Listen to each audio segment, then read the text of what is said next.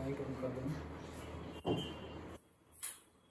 हाँ, सो रिवीजन करेंगे हम आज चैप्टर 1 एंड चैप्टर 2 का, मैथ्स का।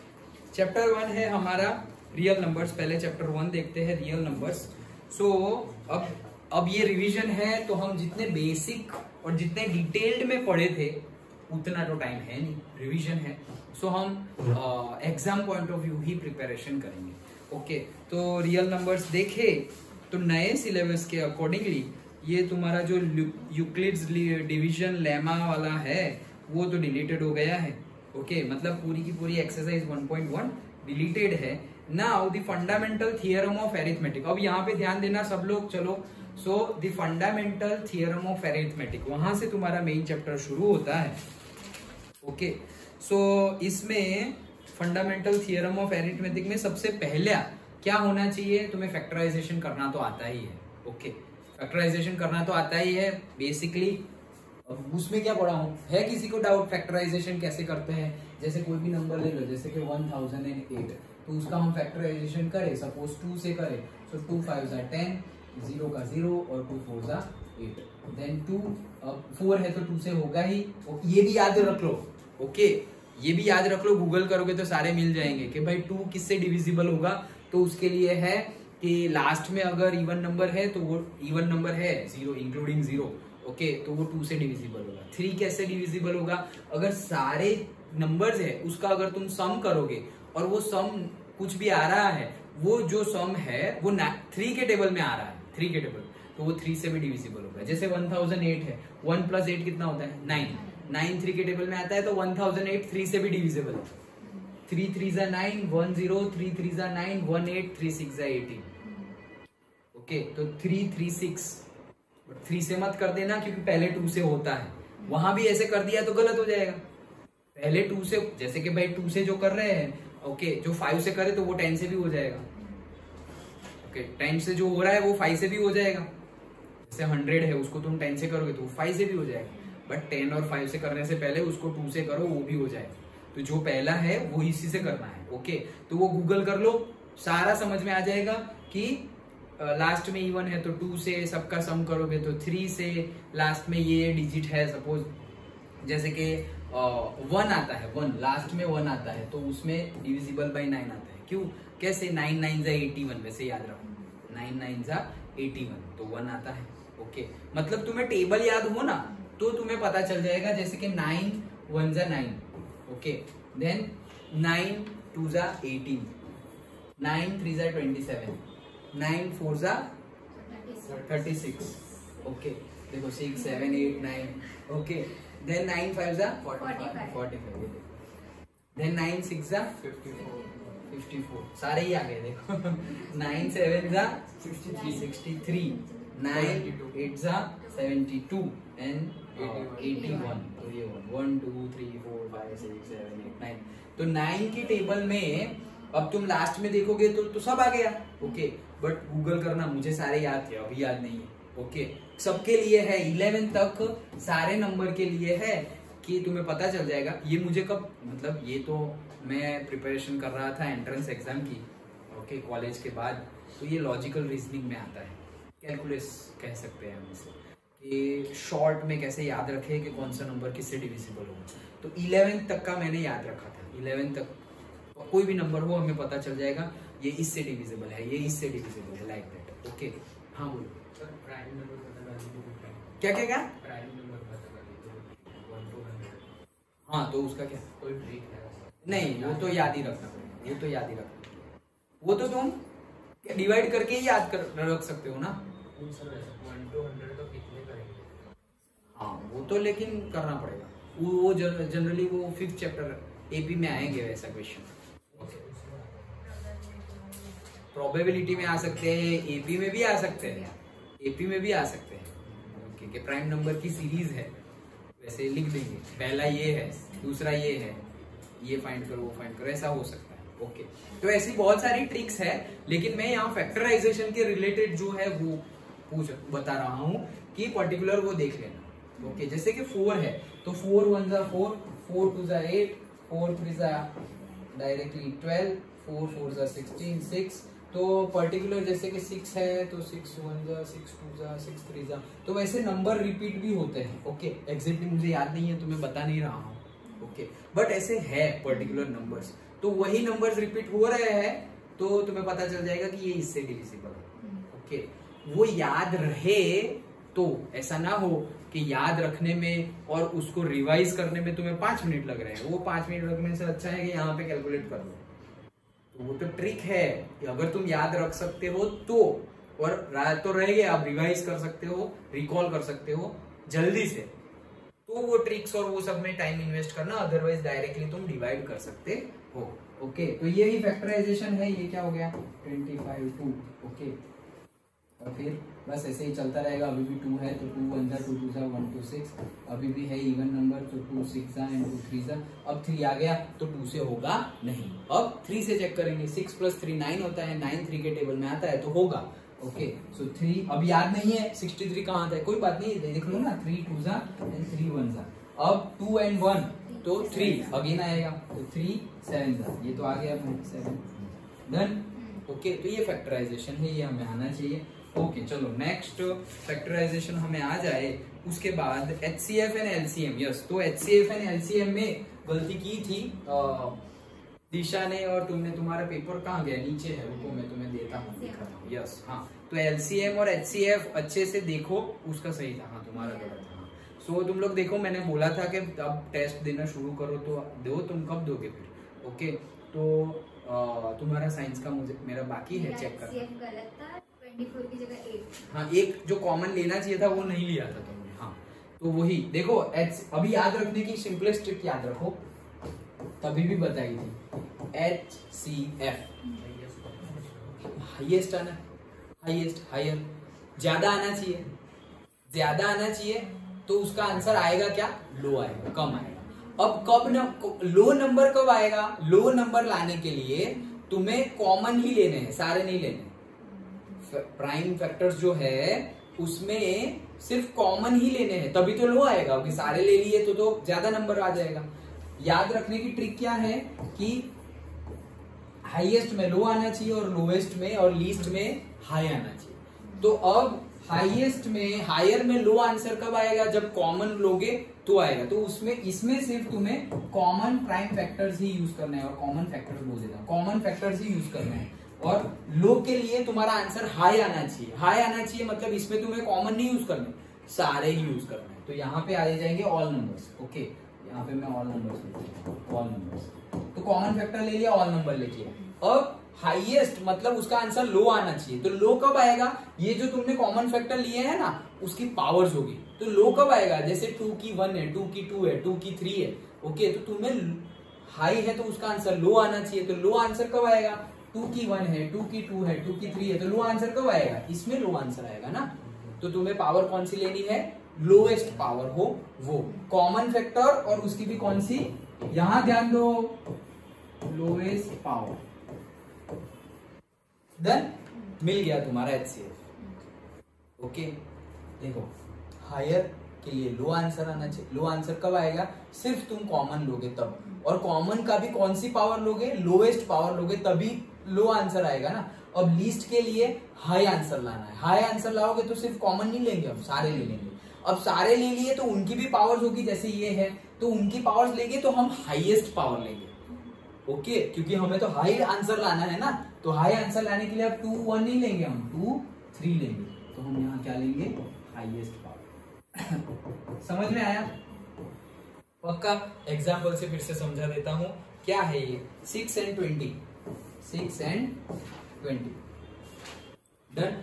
अब इसका मुझे HCF निकालना है, पहले 6 के फैक्टर निकालो, 2 3 जा 6 and 3 1 जा 3, तो 6 के तो हो गए, 20 के निकालो, 2 10 जा 2 5 जा 5 1 डन।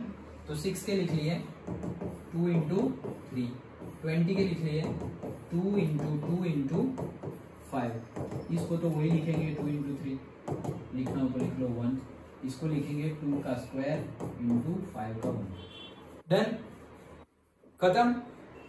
वेदांशी समझ में ना आए तो पूछना, हिमांशु सबको बोल रहा हूँ, समझ में ना आए तो पूछना, ऐसा ना हो कि फिर पूरा रिवीजन खत्म हो गया और जैसे थे वैसे ही हो। नहीं आता हो तो आ जाए, वैसे पढ़ना है। ओके, तो ये यहां तक समझ में आ गया। अब अकॉर्डिंग टू देखो HCF मतलब आंसर लाना है लो। लो आंसर कब आएगा? सिर्फ कॉमन वाले चूज करो। तो कॉमन क्या है? 2 कॉमन है, यस। फिर 3 है, इसमें नहीं है। 5 है, उसमें नहीं है, तो सिर्फ 2 कॉमन है। तो इसके लिए मेरे पास 2 कॉमन है, ले लिया। अब H है मतलब लो आंसर आना चाहिए। लो आंसर आना चाहिए। लो आंसर कब आएगा? जब तुम लीस्ट पावर लोगे तब। 2 की 1 है, 2 की 2 है, तो छोटी वाली कब है? 2 की 1, तो हम 2 की 1 ले लेंगे। तो ये हो गया हमारा 2। वो क्या आ गया हमारा? HCF। डन। एलसीएम ढूंढना है। एलसीएम में क्या है? सारे नंबर्स है, सिर्फ कॉमन वाले नहीं लेने, सारे नंबर्स लेने। तो सारे नंबर्स में क्या क्या आ जाएगा? एक तो 2 आ गया, एक 3 आ गया, एक 5 आ गया। और कोई नंबर है इसमें? 2 है, 3 है और 5 है, यही तो है। अब उसमें हाईएस्ट पावर लेना है, तो 2 की यहाँ पे 1 है और 2 है, तो हम 2 वाले लेंगे, हाईएस्ट वाले। 3 की 1 और 5 की 1 ही है। इसका आंसर क्या है? 2 का स्क्वायर 4, 3, 5। तो HCF आ गया हमारा 2, LCM आ गया हमारा 60। समझ में आया? पक्का? पक्का समझ में आया? श्योर? डेफिनेशन से जाओ। अब देखो ये जो लिखा है वो पढ़ता हूं। HCF product of the smallest power of each common prime factor in the numbers. Okay, product of the smallest, हमने लिखा ना लोएस्ट, तो product of the smallest power of each common prime factor in the numbers. और LCM का product, ये product ही तो कर रहे हैं, ये मल्टीप्लाई, ये मल्टीप्लाई, मल्टीप्लाई मतलब क्या? प्रोडक्ट। तो एलसीएम के लिए product of the greatest power, product of the highest, greatest power of the each prime. वहां पे क्या था? Common prime, each common prime factor. यहाँ पे कॉमन वर्ड हटा दिया उन्होंने, of each prime factor involve in the numbers. Done? आया समझ में?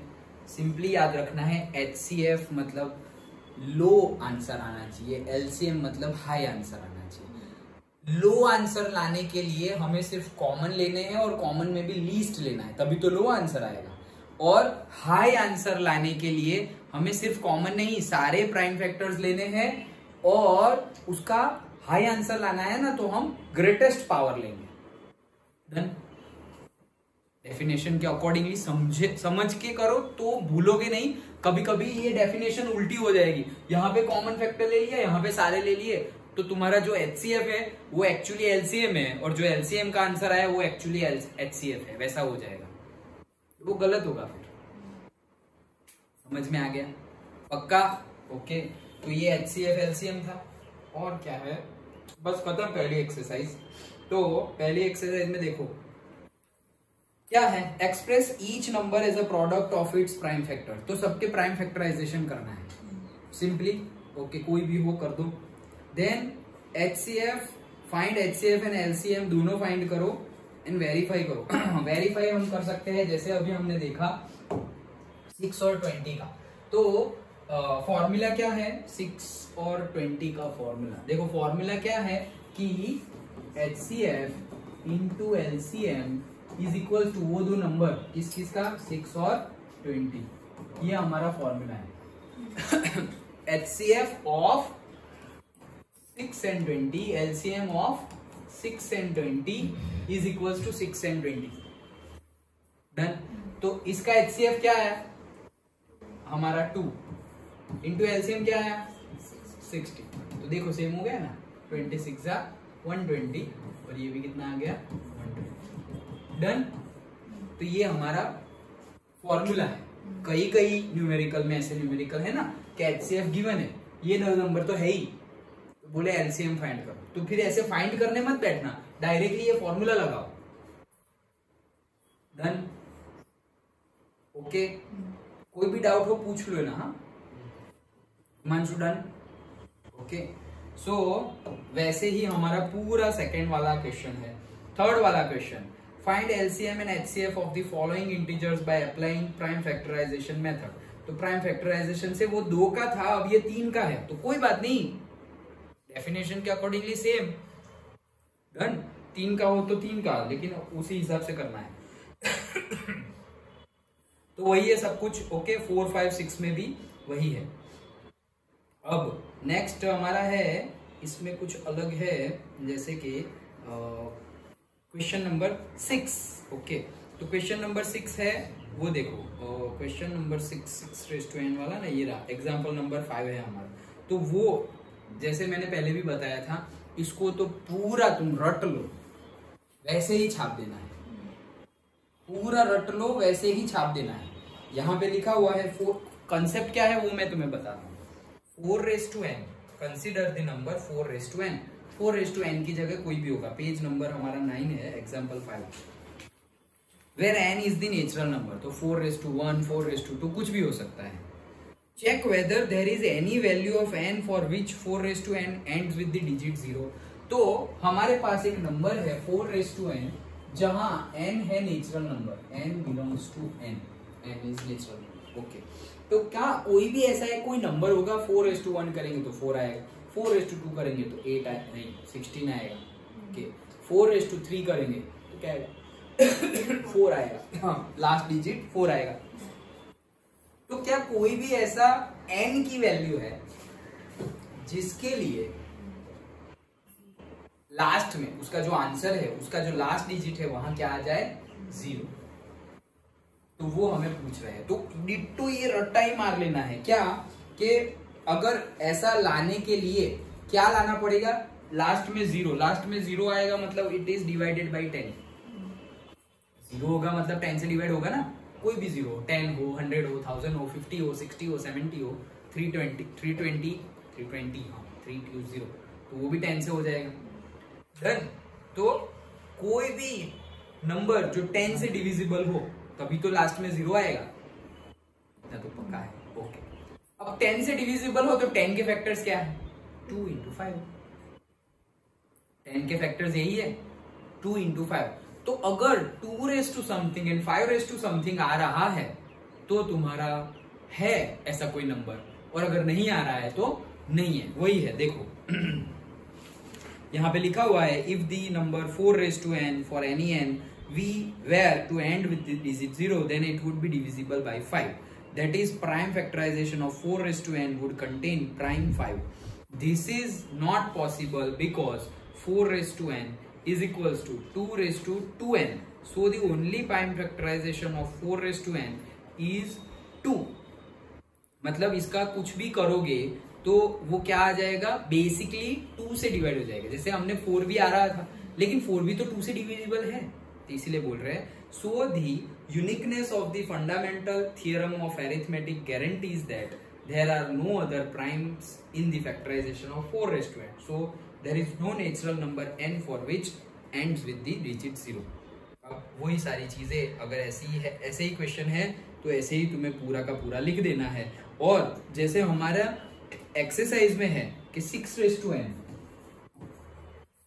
ओके तो 6 raised to n होगा तो नहीं होगा, क्यों? क्योंकि यहाँ पे 2 into 3 आ रहा है।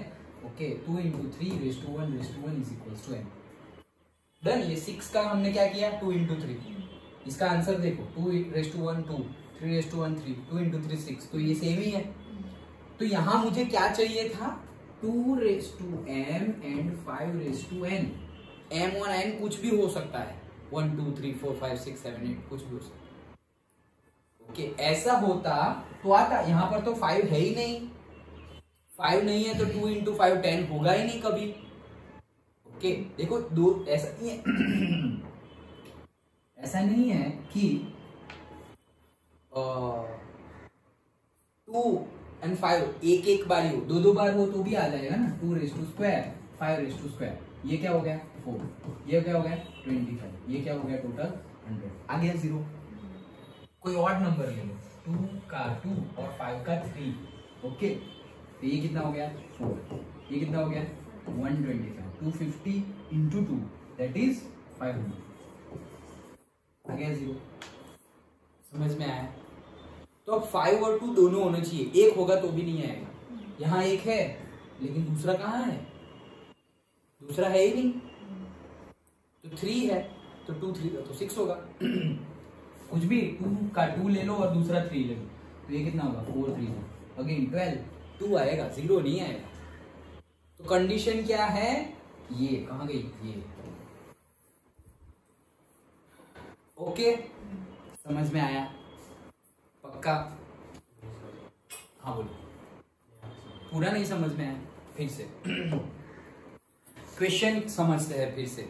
देखो वहां पे क्या पूछा है, पहले एग्जांपल वाला समझते हैं कि 4 raised to n, n belongs to natural numbers. Natural number मतलब 1 से स्टार्ट होता है, 1 2 3 4 5 6।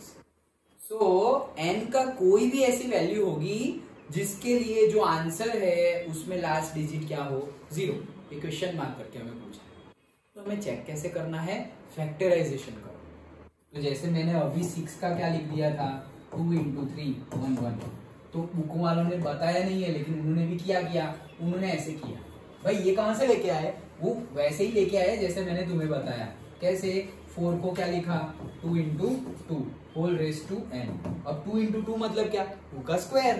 तो 2 का square whole raise to n, तो ये क्या हो गया? 2 रेज टू 2n हो गया ना। ये 2 स्टेप उन्होंने नहीं दिखा है, this is equal to this लिखा है। समझ में आया? पक्का? करना कुछ नहीं है, यहाँ जो भी नंबर है उसका फैक्टराइजेशन कर दो। अब फैक्टराइजेशन में तुम मत लिखो, ये लिखो ही मत, ये भी मत लिखो, कोई बात नहीं। यहां पर देखो 2 रेज टू समथिंग आ गया, 2 का स्क्वायर आ गया। 5 रेज टू कुछ आया है यहाँ? 5 है ही नहीं, तो रेज टू कहां से आएगा? डन। ये नहीं आया, इसीलिए हमने बोला कि ऐसा n की कोई भी वैल्यू नहीं होगी जिससे कि उसका आंसर के लास्ट डिजिट में 0 आए। ओके, वैसे ही हमारा क्वेश्चन वो एग्जांपल था एक्सरसाइज में 6 है। 6 के लिए भी डिट्टो वहां जो छापा है ना, वो डिट्टो ही लिख लो। जहां जहां 4 है वहां पे तुम्हें 6 लिख देना है। और ऐसा कोई वैल्यू n की नहीं होगी जिसके लिए 6 रेज टू n में for any natural number answer का लास्ट डिजिट 0 हो, क्योंकि यहां पर भी 5 नंबर तो है ही। तो मैं जो अभी बताया कि लास्ट में मतलब कौन सा नंबर, अगर ऐसा कोई दूसरा है नहीं यहाँ पर, लेकिन अभी मैं दिखाता हूँ तुम्हें, ऐसा कौन सा नंबर होगा कि इट इज डिविजिबल बाय, क्योंकि हमें तो शो दैट है ना, चेक वेदर। देखो यहाँ पे चेक वेदर बोला है, तो यहाँ पे कोई ऐसा है जैसे कि सेम क्वेश्चन पूछा है कोई और नंबर से, कोई और नंबर से मतलब क्या बोल दूं मैं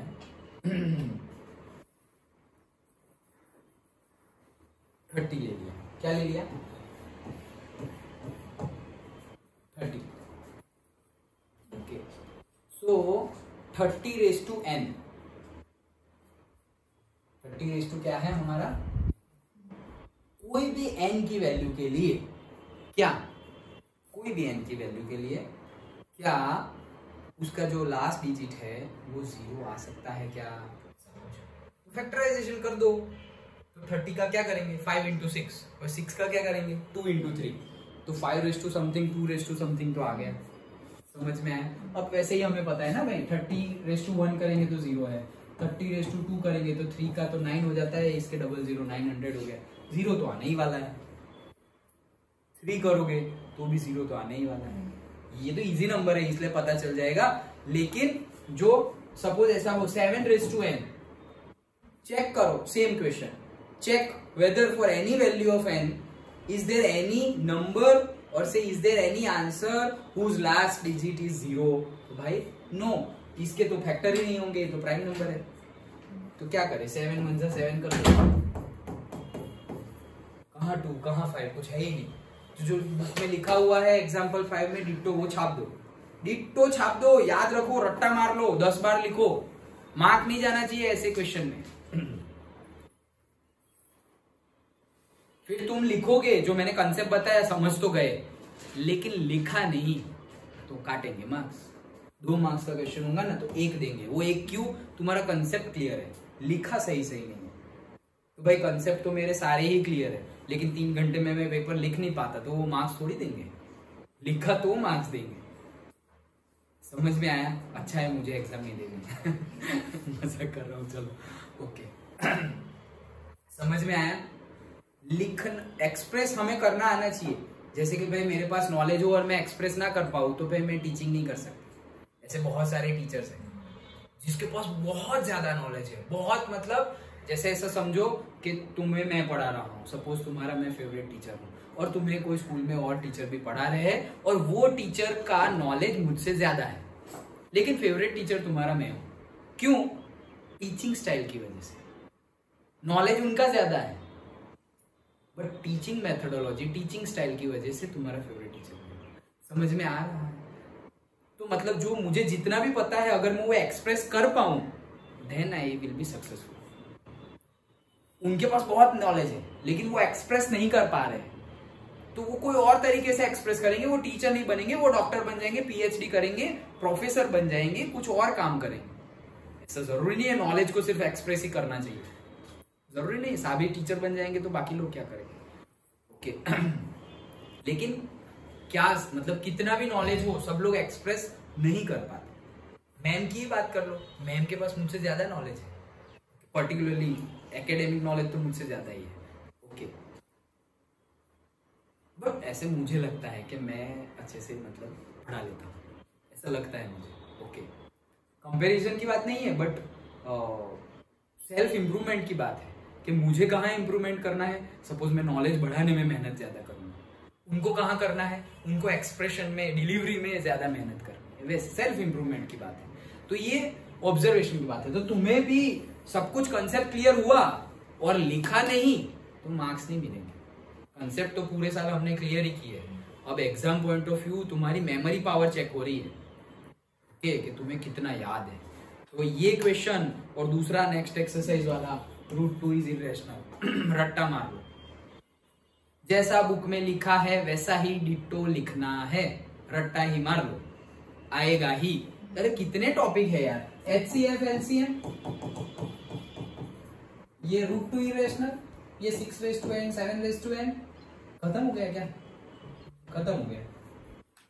और एक इसके जैसा दूसरा वो दे देंगे, वो 5 - √2, सेम ही कैटेगरी है बट थोड़ा अलग। हाँ थोड़ा अलग, उसके लिए थोड़ा अलग से रट्टा मारो, छोटा है वापस। खत्म, यहाँ पे पूरा चैप्टर खत्म। समझ में आ रहा है? पक्का? ओके। सर वो हाँ डिवाइस का वीडियो है? हाँ है भेज दूंगा, याद दिला देना आज। डन? ओके, तो ये हमारी ये एक्सरसाइज थी। और फिर ये वाला लास्ट वाला क्वेश्चन। ओके, ये लास्ट वाले क्वेश्चन में क्या है, वो तुम्हें बनाना आना चाहिए। ओके, कि HCF और देखो मैंने भी पूछा था टेस्ट में, पता ही नहीं चलेगा तुम्हें। अच्छा HCF फाइंड करना था, ये तो आता था। ओके, प्रॉब्लम स्टेटमेंट समझ के हम सोचेंगे ये तो पहले चैप्टर का क्वेश्चन ही नहीं है। ओके, ये पहले चैप्टर का क्वेश्चन ही नहीं है ऐसा लगेगा, बट एक्चुअली पहले चैप्टर का क्वेश्चन है। तो तुम्हें क्वेश्चन, और ये कब पता चलेगा पता है, ये तुम ज्यादा से ज्यादा PYQ देखना। बोर्ड वाले इवन नंबर भी चेंज नहीं करते, आसपास ही होगा। जैसे मैथ्स में 39 क्वेश्चन है टोटल, लास्ट ईयर 38 थे, उसके पहले 37 थे, उसके पहले 39 थे। तो तुम्हारा सपोज, एग्जैक्ट नहीं बोल रहा हूँ मैं, आइडिया दे रहा हूँ कि ऐसा तुम्हें अगर मिल जाए तो सपोज 26 वाला क्वेश्चन फर्स्ट चैप्टर का है, तो तुम्हें आइडिया कोई एक जो तुम देख रहे हो उसमें 26 नंबर का चैप्टर तुम्हें पता है कि ये फर्स्ट चैप्टर का ही है, तो बाकी चैप्टर में तुम 26 के आसपास देख रहे हो लेकिन तुम्हें पता ही नहीं चल रहा है कि यार ये कौन से चैप्टर का है। वो वही चैप्टर का होगा, वो फर्स्ट चैप्टर का जहां वो ये 39 में फर्स्ट चैप्टर को जहां प्लेस कर रहे हैं ना, उससे एक आगे एक पीछे, और वो बस ज्यादा मूव नहीं करेंगे। फर्स्ट चैप्टर का वो 26 में पूछ रहे हैं तो 38 में फर्स्ट चैप्टर का आएगा ही नहीं, पूछेंगे ही नहीं। 38, 39 में स्टैटिस्टिक्स पूछ रहे हैं तो 26 में स्टैटिस्टिक्स नहीं होगा। जहां पर तुम्हें डाउट हो कि ये कौन से चैप्टर का क्वेश्चन है रे, ओके, तो ये सीक्वेंस देखो, वो जब पेपर देखोगे, सिर्फ क्वेश्चन पेपर देखो तो भी समझ में आ जाएगा कि ये चैप्टर का है, ये चीज, ओके। तो सिर्फ देखते रहो, पेपर देखते रहो, अंडरस्टूड, ओके। मैंने कुछ डाउनलोड कुछ किया था, मैं भेज दूंगा जो भी डाउनलोड किया होगा वो, ओके। ये समझ में आ गया पक्का, ओके। तो ये हमारा एक एक्सरसाइज था। दूसरे एक्सरसाइज में जैसे मैंने बताया रूट 2 इज इरेशनल, तो ये भी पूरा रट्टा मारना है, ओके। कंसेप्ट में समझा देता हूँ, कंसेप्ट समझा रहा हूँ, रट्टा तुम्हें मारना है। रट्टा मारना भी सिखाऊं क्या? कंपोजिट वाले में वही चीज करनी है कि तुम्हें कॉमन निकालना है। Explain why this and this are composite numbers. तो कॉम्पोजिट नंबर किसे बोलते हैं? जिसके वन और उसके अलावा ज्यादा फैक्टर्स, वन और उसके अलावा उसका जो खुद का नंबर, मतलब 7 है तो 7 और 1 के अलावा ज्यादा फैक्टर्स हो, यस, ओके। तो वो कॉम्पोजिट नंबर। तो यहाँ पे क्या बोल रहे हैं? Explain why these are composite number, कि ये क्यों कंपोजिट नंबर्स है। तो यहाँ पे तुम ऐसे ही चेक कर सकते हो क्या कि 7 इंटू 11 इंटू 30 प्लस 13। तो अब इसको तुम सॉल्व करके भी देखो, यहाँ पे मल्टीप्लाई कर लो पूरा, ओके। वो बोर्ड मास तो याद है ना, पहले प्लस कर दिया, फिर ये चेक करना क्या करना है, ओके। सो मल्टीप्लाई कर लो, प्लस कर लो, जो नंबर मिला उससे ही तुम्हें पता चल जाएगा कि उसके फैक्टराइजेशन किससे हो। कोई नंबर मिल गया तुम्हें, पर्टिकुलर नंबर मिल गया, ये मल्टीप्लाई किया प्लस 13 किया, एक नंबर मिल गया XYZB, ये नंबर मिल गया, ओके। अब ये नंबर का फैक्टराइजेशन करो, और दूसरा जो नंबर गिवन है हमारा ऐसा ही, उसका भी फैक्टराइजेशन किया। अब तुम्हें पता है, अभी जैसे ये किया वैसे, अभी जैसे ऐसे लिखा हमने फैक्टराइजेशन, वैसे तुमने लिख दिया। अब तुम्हें पता चल जाएगा कि वो ही है या उसके अलावा दूसरे नंबर भी है। तो अगर है तो मतलब को प्राइम एंड, वहां कंफ्यूजन ना हो, को प्राइम एंड यहाँ पर है, को प्राइम नहीं गिवन है, यहाँ पे कंपोजिट नंबर गिवन है, ओके। वही चीज है, कुछ भी नहीं, कंसेप्ट वही, प्राइम फैक्टराइजेशन ही है। हाँ, पहले तो निकालना पड़ेगा, लेकिन ये मैंने दूसरी मेथड बताई है, डायरेक्ट मल्टीप्लाई कर लो, फैक्टराइजेशन कर लो और फिर लिख लो, तो ऐसे ही पता चल जाएगा। और 13 को कॉमन निकालोगे तो भी तुम बोल ही सकते हो कि 13 कॉमन निकल गया, लेकिन 13 को डायरेक्टली कॉमन कैसे निकालोगे? मतलब इसमें और इसमें 13 कॉमन है, ये 13 कॉमन निकाल लिया, और फिर सपोज ये तो कुछ भी नंबर आया मल्टीप्लाइड बाई 13, मल्टीप्लाइड बाई 13 होगा। और वैसे ही वो दूसरा है, वो दूसरे में क्या है, सपोज तुम्हें वहां भी कॉमन निकालना हो, 5 कॉमन निकाल लिया, ओके, वहां 5 कॉमन निकाल लिया, अब 5 कॉमन निकाल के सारा मल्टीप्लाई किया, और ये तो तुम्हें पता चल जाएगा कि ये 13 मल्टीप्लाइड बाई समथिंग आया ना, 13 प्राइम नंबर है, उसके तो फैक्टराइजेशन होंगे ही नहीं। और वहां पे 5 is also prime number, okay. तो पता चल जाएगा कि दे आर कंपोजिट नंबर्स। समझ में आया? फैक्टराइजेशन जो मैंने पहले बताया उससे भी हो जाएगा, और ये मेथड से भी हो जाएगा। क्या? 13 जो भी दिखे कॉमन, उसको कॉमन निकाल लो। ये कॉमन निकाल लिया भाई, 77 प्लस 1, तो ये क्या हो गया, 13 इंटू 78, डन। भाई ये तो डिविजिबल है, लेकिन ये डिविजिबल नहीं। नहीं, ये यहाँ 1 रहेगा ना, तो प्लस में रहेगा। हाँ, प्लस में रहेगा। यहाँ ये 2 टर्म है, एक ये और एक ये, इसमें से 13 बाहर निकालेंगे तो यहाँ पे 77 बचा, और यहाँ पे कुछ नहीं है तो 1 बचा, 1 बचेगा। ये पूछ लो, भले ही छोटी बात है, पूछ लो, ओके, बट ऐसी गलती नहीं होनी चाहिए। सो समझ में आ गया, 1 बचेगा, डन। तो ये हो गया 78, तो यहाँ पे 13 इंटू 78, और वहां पे क्या है दूसरा, 5 कॉमन निकाल लिया, तो 7 6 4 3, ओ माय गॉड बहुत बड़ा है, 2 3 जा 6 6 4 जा 24 24 6 जा, वो करो अब,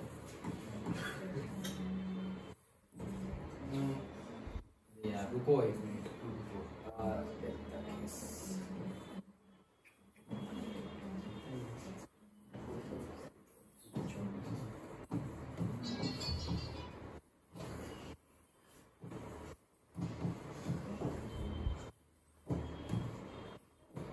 1018।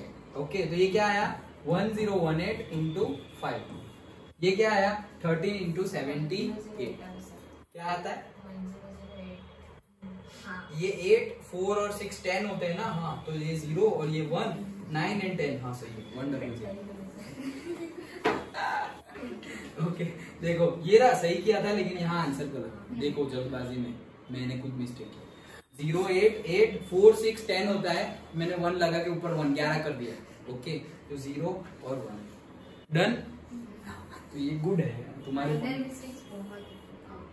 छोटी मिस्टेक होती ही है अगर फास्ट गए तो इसीलिए थोड़ा पीस ऑफ माइंड रखना। आता है फिर भी पीस ऑफ माइंड रखना। अरे इस बार तो आउट ऑफ आउट लाएंगे। हाँ लाना भाई, तुम आउट ऑफ आउट, शांति रहो, जोश में मत आ जाओ। ओके, बहुत इजी पेपर निकला है, अब तो धूम मचा देंगे। कोई बात नहीं, पहले लिख लो फिर बाहर जाके नाच लेना। ओके, लेकिन बहुत जल्दबाजी की तो छोटी छोटी मिस्टेक होने के चांसेस है।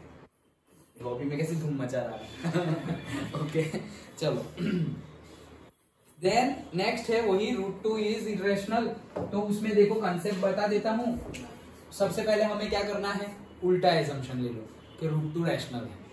ओके, रैशनल है तो मैं लिख सकता हूँ उसको p by q, a by b, whatever you tell, a by b where b is not equals to 0। Rational को तो p by q के फॉर्म में या a by b के फॉर्म में लिख सकते हैं।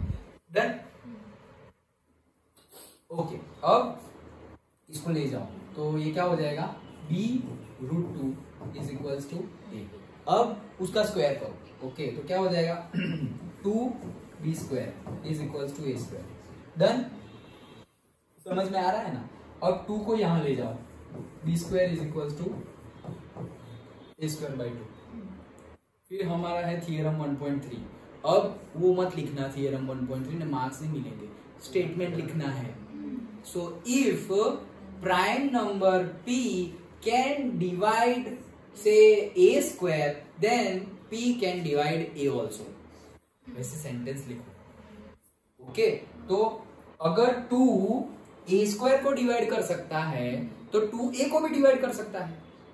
2 अगर a² को डिवाइड कर सकता है, जैसे कि भाई 36, तो अगर 2 36 को डिवाइड कर सकता है तो 2 6 को भी डिवाइड कर सकता है। ये 6 का स्क्वायर था तो 6 को भी डिवाइड कर सकता है। डन। तो a² को डिवाइड कर सकता है तो a को भी डिवाइड कर सकता है। मतलब हम ऐसा लिख सकते हैं, क्या लिख सकते हैं हम कि a इज डिविजिबल बाय 2, ऐसा लिख सकते हैं। a² and a both are divisible by 2। Done, समझ में आया। ओके, तो a² और a दोनों ही 2 से डिविजिबल है। फिर दोनों ही अगर 2 से डिविजिबल है तो जो 2 से डिविजिबल हो उसको हम ऐसे में तो लिख सकते हैं 2c। c is another number. Okay, integer लिख लो। ओके, क्यों, तो जैसे कि यही एग्जांपल लेते हैं, a² मतलब 6 का स्क्वायर, a² को 2 से डिवाइड कर सकते हैं तो a को मतलब 6 को भी 2 से डिवाइड कर सकते हैं। तो ये क्या आ गया 18 और 3। तो मैं इसके लिए क्या लिख सकता हूं कि 2 इंटू सी। तो 2 इंटू सी मतलब क्या, 6 को मैंने क्या लिख दिया 2 इंटू 3। ये क्या था 6 का स्क्वायर, ये क्या था 6, मतलब ये क्या था a², ये क्या था a। तो मैं क्या बोल रहा हूं कि मैं a को लिख सकता हूं 2c। a को मैं 2c लिख सकता हूं, c की वैल्यू कोई भी हो सकती है। डन, तो a को मैंने क्या लिख दिया 2c। अब a को 2c लिख दिया तो वो वैल्यू वहां पुट कर दो। a को 2c लिख दिया तो ये क्या है 2b²। a की जगह 2c लिखना है तो 2c उसका स्क्वायर। डन। अब ये क्या हो जाएगा, ये तो जैसा है वैसा ही रहेगा, ये क्या हो जाएगा 4c²। अब क्या करेंगे हम, ये 2 यहां चला जाएगा तो b² is equals to 2c² हो जाएगा। Therefore b²/2 is equals to c² हो जाएगा। अगेन फिर से लिखो थियरम 1.3, वही sentence, if prime number p can divide b² then it can divide b also. तो मतलब अगर तुम a को 2c लिख सकते हो अकॉर्डिंग टू थियरम, तो वैसे तुम b को भी समथिंग लाइक 2c और से 2 व्हाटएवर नंबर 2m लिख सकते हो। c लिखो m लिखो व्हाटएवर, दे आर इंटीजर्स। मतलब कि a और b दोनों में क्या है कॉमन 2। तो भाई दोनों में कॉमन 2 है तो वो तो कोप्राइम नहीं है, फिर वो दोनों कोप्राइम नहीं है। क्यों? क्योंकि उनमें वो दो ही होने चाहिए और कोई होना चाहिए नहीं। Therefore हम बोल सकते हैं कि बोथ आर डिविजिबल बाय 2, और दोनों अगर डिविजिबल बाय 2 है तो वो रैशनल है नहीं। मतलब वो जो हमने assumption लिया था वो क्या था? गलत था। Therefore √2 is irrational। समझ में आया? पक्का? क्या किया हमने? सबसे पहले फिर से रिवीजन, क्या करना क्या है? √2 है उसको लिख दिया a by b। अब b को सामने ले जाओ, यहाँ √2 √3 √4 कोई भी नंबर हो सकता है, b को सामने ले जाओ, सामने ले गए तो ये क्या हो गया? b √2 is equals to a। फिर क्या करो? सबका स्क्वायर कर दो बोथ दी साइड। ये हो गया b स्क्वायर, √2 का स्क्वायर क्या हो जाएगा? 2। ये क्या हो जाएगा? a square. 2 को नीचे ले जाओ, b square is equals to a square by 2। अब थियरम और वो सब लिख दो, सब कुछ लिख दो, थियरम एंड ऑल। तो अगर a स्क्वायर को 2 से डिवाइड कर सकते हैं तो a को भी 2 से डिवाइड कर सकते हैं। Therefore I can write a is equals to 2c। अब a is equals to 2c यहाँ रख दो तो वहां हो जाएगा b square is equals to 2b square is equals to 4c square. Therefore b square by 2 is equals to c square. Done. तो b square को अगर 2 से डिवाइड कर सकते हैं तो b को भी 2 से डिवाइड कर सकते हैं। मतलब a और b जो हमारा √2 is equals to a by b था, a को भी 2 से डिवाइड कर सकते हैं, b को भी 2 से डिवाइड कर सकते हैं। They are not the coprime. Okay, therefore our assumption is wrong. Okay, they are not rational, they are irrational. कौन they are? a by b is irrational. अगर a बाय b इररेशनल है तो √2 भी क्या है? इररेशनल है। That's it. समझ में आया? ये कंसेप्ट था। इतने स्टेप्स तुम्हें करने हैं, लिखना है बुक में जो लिखा हुआ है उसके अकॉर्डिंग। डन? रियांक समझ में आया? पक्का? हिमांशु? कौन कौन नहीं आया आज? बस इतने ही नहीं आए। 5 6 7 8 लावण्य, सुफियान और अमन। हाँ ठीक है, ओके। समझ में आया? पक्का? तिथि कोई डाउट नहीं? ओके, तो बस। और एक दूसरा इसके जैसा ही क्वेश्चन है, वो इससे भी इजी है। ओके, क्या कहाँ गया? ये रहा 5 माइनस √3। 5 minus √3 is irrational. वैसे प्रूव कर, इससे भी इजी। उसमें भी सेम करना है। क्या? इसको लिख दो a by B. a by B लिख दिया। अब उसको क्या करना है तुम्हें? जो रूट वाला है ना उसको एक साइड रखो, बाकी को दूसरी साइड फेंक दो। सब कुछ रूट वाला को उस साइड ले जाओ, तो यहाँ पे 5 ये इस साइड आएगा तो क्या हो जाएगा? Minus a by. रूट वाला कौन सी साइड चला जाएगा? उस साइड। माइनस का हो गया प्लस। डन? इतना लिख दो। अब ये हमने assumption ले लिया कि ये क्या है? रैशनल है। रैशनल है इसलिए हमने a बाई बी के फॉर्म में लिखा। डन? रैशनल है तो a बाई बी के फॉर्म में लिखा। अब हम बोल देंगे ये रैशनल है, मतलब उसको हम डिवाइड कर सकते हैं। ओके, और उसको डिवाइड कर सकते क्योंकि इसे यहाँ पे एक स्टेप दिखा दो, और that is 5b minus a divided by b। Now this is rational and therefore this is also rational. वही आएगा ना कि इसको डिवाइड कर सकते हैं, b से डिवाइड करते हो तुम, तो अगर इसको डिवाइड कर सकते हैं इसको भी डिवाइड कर सकते हैं। तो अगर ये रैशनल है तो ये भी रैशनल है। लेकिन हमें तो पता है कि रूट वाली ये जो नंबरिंग है वो रैशनल नहीं है। So since from the fact that √3 is irrational and this contradiction arises because of our wrong assumption that 5 minus √3 is rational. Therefore it is irrational. That's it. ये तो उससे भी छोटा स्टेप है। ओके, कुछ भी नहीं, जो भी यहाँ पे प्लस हो तो प्लस, कोई बात नहीं। √3 को एक साइड में ले जाओ। ओके, जो भी हो, यहाँ पे नहीं है ना 6 प्लस √2 है सपोज। ओके, तो करना क्या है? वैसे ही a बाई बी, फिर √2 को वहीं रखो एक साइड में, ये हो जाएगा a बाई बी माइनस 6। ये हो जाएगा √2, ये हो जाएगा a minus 6d divided by b। अब this is rational, so this is also rational, but we know that this is not rational, this is irrational, therefore this is also irrational. और ये irrational है तो ये भी irrational है, और ये इररेशनल है तो ये भी इररेशनल। Done, simple. तो that's it, first chapter complete. क्या है एक्सरसाइज में? हाँ, एक ही मिनट। Prove that and prove that. हाँ यस, बोलो। इररेशनल, क्योंकि पाई को हम नहीं लिख सकते p बाई क्यू के फॉर्म में। हम लिख तो देते हैं, वो गलत है।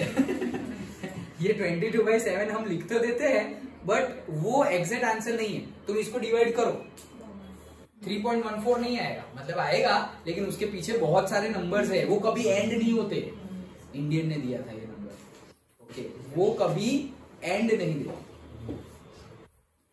डॉट डॉट डॉट डॉट लगाना ही पड़ेगा। ओके, सो दैट्स वाई ये एग्जैक्ट आंसर नहीं है, तो pi can not be written in terms of p by q, तो वो इररेशनल है। डन। उसके बाद की लास्ट एक्सरसाइज अच्छी वाली थी, टर्मिनेटिंग, नॉन टर्मिनेटिंग, उससे पता चलता है कि भाई कौन सा रैशनल इररेशनल, लेकिन निकाल दिया है। तो हम p बाई क्यू देखोगे तो उसके बहुत क्वेश्चन मिलेंगे तुम्हें, p बाई क्यू के क्वेश्चन मिलेंगे, जिसका कंसेप्ट 9th में तुम्हें पढ़ाया था, कंप्लीट कर दिया है। डन, पहला चैप्टर पूरा समझ में आ गया, ये हमारा रिवीजन हो गया पक्का, श्योर।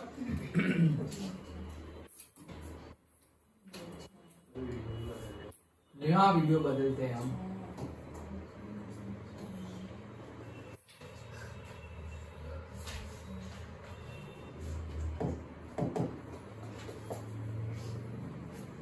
ये पीडीएफ में भेज दूंगा तो तुम सॉल्व करना, टाइम मिले तो पहले ये एनसीईआरटी सॉल्व करना। हाँ,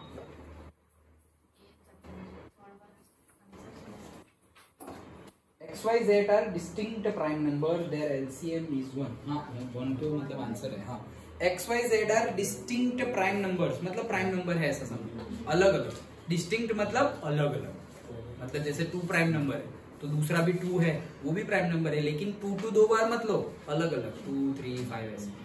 तो वो ले लिया हमने, उनका एलसीएम 1 है। क्या उनका एलसीएम क्या होगा वो पूछा है, क्या आएगा आंसर? x y z अलग अलग प्राइम नंबर्स है, तो उनका एलसीएम क्या आएगा? ब्लैंक।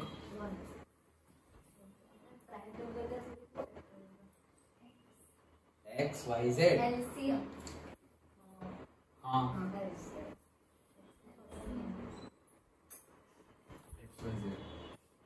एक्स वाई जेड ही आएगा। एक्स देखो क्वेश्चन क्या है, एक्स वाई, ये देखो यही अभी कंसेप्ट अगर मैंने समझाया अभी, वो एग्जैक्ट उतर गया है ना तुम्हारे अंदर, यहाँ छोड़ो, यहाँ उतर गया है। ओके दिमाग में उतर गया है, दिल में बाद में लेकिन दिमाग में उतर गया है, तो तुम्हें ये आएगा। समझो क्या पूछा है, if X Y Z are distinct prime number, distinct मतलब अलग अलग, तो मतलब कोई 2 है तो y को भी 2 मत ले लेना, एक बार ले लिया तो ऐसे डिस्टिंक्ट प्राइम नंबर। ये अगर प्राइम नंबर है तो इनका एलसीएम क्या होगा? ब्लैंक रखा हुआ है,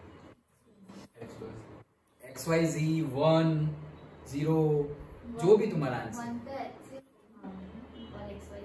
वैसे ही देखो एलसीएम, एल मतलब लोएस्ट, मतलब उसका आंसर आना चाहिए हाईएस्ट, हाईएस्ट आएगा। अब जैसे चलो मैं ले लेता हूँ, यहाँ ले लिया 2, यहाँ ले लिया 3, यहाँ ले लिया 5, ये 3 डिस्टिंक्ट प्राइम नंबर्स है, तीनों प्राइम नंबर्स है और डिस्टिंक्ट अलग अलग है। 2 मैंने एक ही बार लिखा है, 3 भी एक ही बार लिखा है, 5 भी एक बार लिखा है। अगर 2 2 3 ले लेता तो वो डिस्टिंक्ट प्राइम नंबर नहीं कहलाते, प्राइम नंबर कहलाते लेकिन डिस्टिंक्ट नहीं, क्योंकि 2 बार ले लिया इसलिए, तो डिस्टिंक्ट प्राइम नंबर है ये। अब इनका एलसीएम निकालना है, तो भाई इनके फैक्टराइजेशन करो। भाई 2 का तो कुछ नहीं, एक ही है 2⁻1, 3 का कुछ नहीं 3⁻1, 5 का कुछ नहीं 5⁻1, फैक्टराइजेशन हो गया। अब फैक्टराइजेशन में क्या है, हमें एलसीएम, एल मतलब हाईएस्ट आना चाहिए। तो हाईएस्ट नंबर कब आएगा?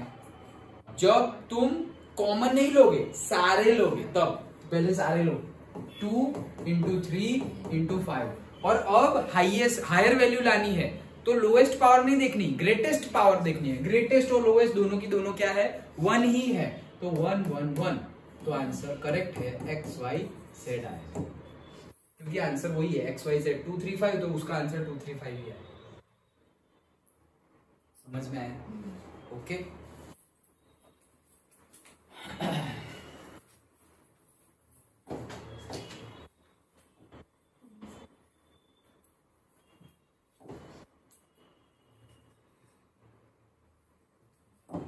हाँ, तो ये पीडीएफ में शेयर कर दूंगा।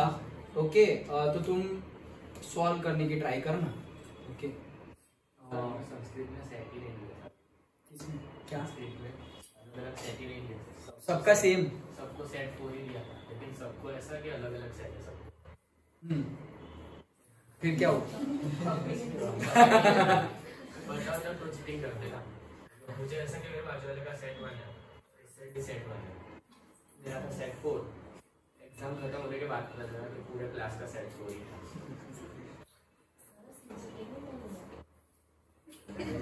एकदम आपसे सही कर सकते। रोटेटिंग कैमरा है। हाँ, पता है। ये तो फर्स्ट बेंच। देखो, इसमें डिफरेंट डिफरेंट क्वेश्चंस गिवन है, तो ये सारे क्वेश्चंस सॉल्व करने की तुम ट्राई करना, ठीक है?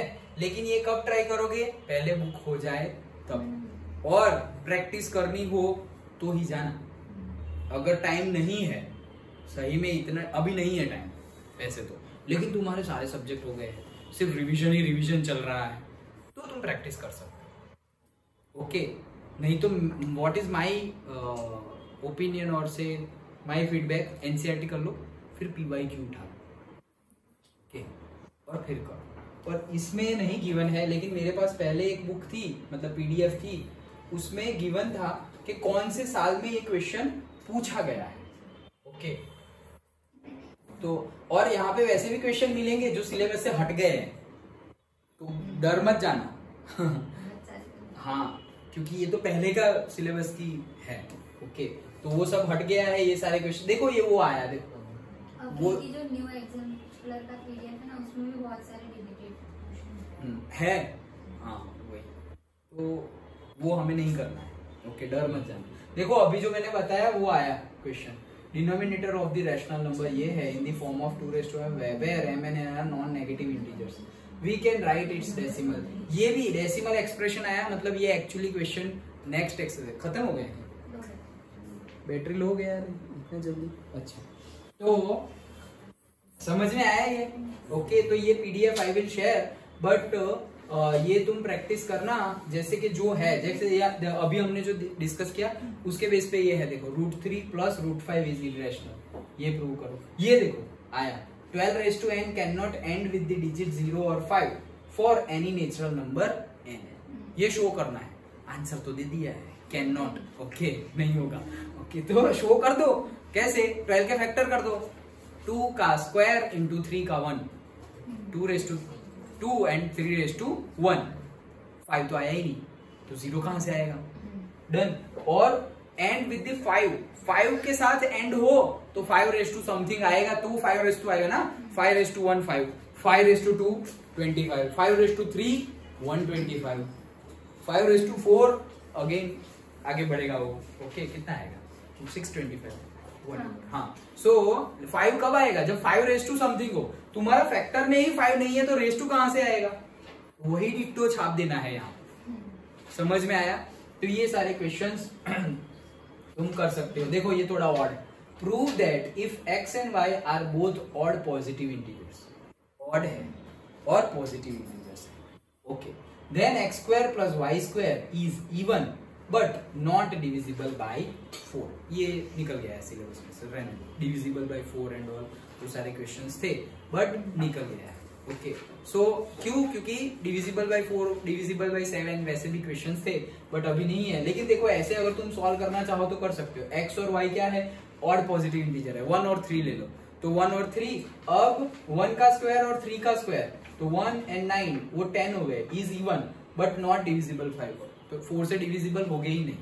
ओके, तो 4 से डिविजिबल के लिए तुम्हें 4n कर दो, अगर ऐसा कोई क्वेश्चन गलती से आ भी जाए तो तुम्हें करना क्या है, इज नॉट डिविजिबल बाय 4 लिखा है, वैसा तो कोई भी पूछ सकते हैं, is not divisible bye 7, is not divisible bye 3, तो करेंगे क्या, तो तुम्हें सिर्फ इतना लिख देना है 4:1 कर दो, 4:2 कर दो, 6 आएगा, लास्ट डिजिट लिख रहा हूँ, 4:3 कर दो, अगेन 4 आएगा, 4:4 कर दो, अगेन 6 आएगा, देखो 4 का स्क्वायर इंटू 4 का स्क्वायर, 16 इंटू 16, 16 का स्क्वायर क्या